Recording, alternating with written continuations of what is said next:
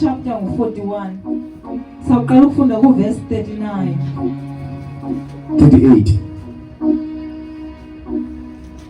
Genesis 41 verse 38.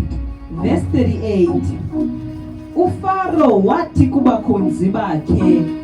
Nkosi yami. Sinokumfumana na umuntu onje onomoya kaThixo. Ufaro wathi kuYosefu ekubeni uThixo ekwazisile konke oku. Apha siva uFaro exoxa nokumkani. Ukumkani uFaro exoxa noYosefu. Lithi izwi lenkosi uYosefu ube nomntwana obenamaphupha. Wabona amaphupha. Waxelela abantu akwami nomkhulu. Ngoba abantu akwethu ndiphupha isithunga ezenu. Ziyele phansi esamsimile. Bakala baba nejealous. Lithi iBhayibhile ngenxa yalonto leyo bamzonda. Baphinde walala umfana omncane xa evukayo. Wavuka nelinye iphupha. Washelela abantu akwabo nozali bakhe. Diboni kwekwezi. Hallelujah. Zikhothama. Hallelujah. Babonakala lento imzondisa. Ngoba into uhamba noThixo iyazondisa. Kodwa uThixo akunakekele. Hallelujah. Ngoba iBhayibhile wahamba kwenye ilanga ethunywe ngutata wakhe ejonga abantu akwabo enhlamba emasimini enhle. Bambhuka bathi ngakulo mphuphi. Baqala bathi sebenze njani. Bathi abanye basimbulala. Bathi abanye basenzele ya. Bathi bathatha bamthengisa kuma-Ishmayeli. Xa efikayo wathengiswa uFaro. Yini efikayo nalapho. Bangcwele. Nalapho bathi uhlengile engahlungulwanga wayejele. Bathi masifikayo bengcwele apha uverse number 38. Sizinkosi uFaro. Sayibuza umuzo Singamtholaphi onjengalo. Obuye umoya kaThixo. Funda mama. Ufaro wathi kubakhonzi bakhe sinokumfumana na umuntu onje onomoya kaThixo. Sinokumfumana na umuntu onje onomoya kaThixo. Hallelujah. Ngelo xesha udlule izinto ezininzi. Udlule kwintshutshiso, wadlule kuzondweni, bathi namhlanje hallelujah. Ngoba iBhayibhile yaphupha inkosi uFaro.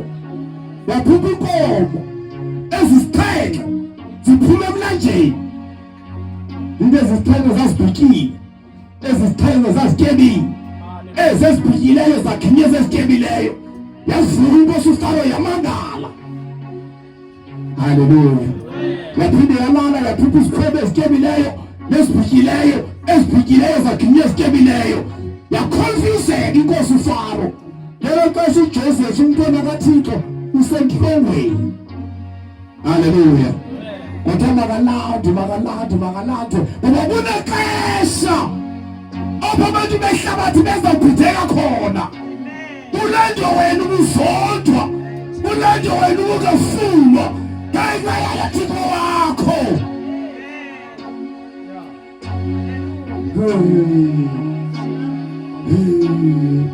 uThixo bangcwele udlule inhlambo udlule ukuthi ezibuhlungu kanti uthi uzasuka vele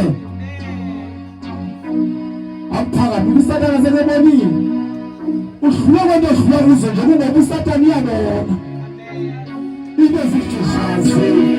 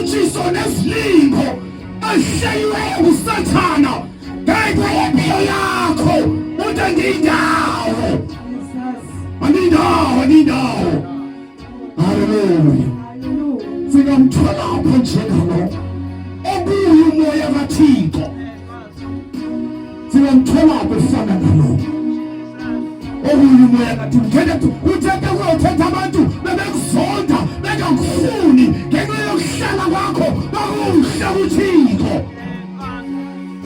bakubizana umnuko izana unyakamlo izana uMakazuzu izana uyakha Singatama bangcwele nokuSathane angavela kanjani singamtholaphi Onjengawe Onomoya kaThixo intuthu zezishayayo hey unganikezeli umntana kaThixo uthi siyakhaya haleluya aseyishile ndaba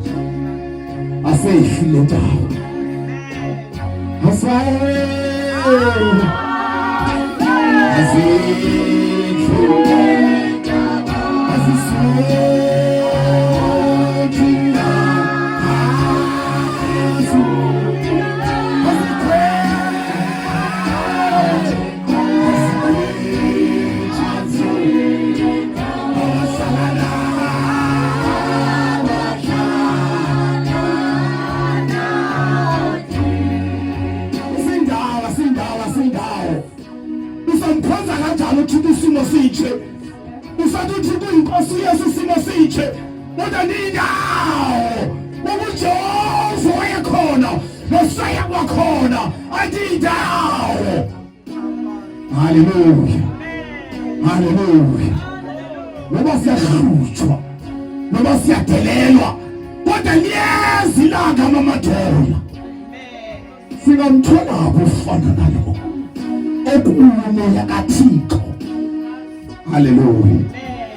haleluya Jabu ngamoyo Ngizileke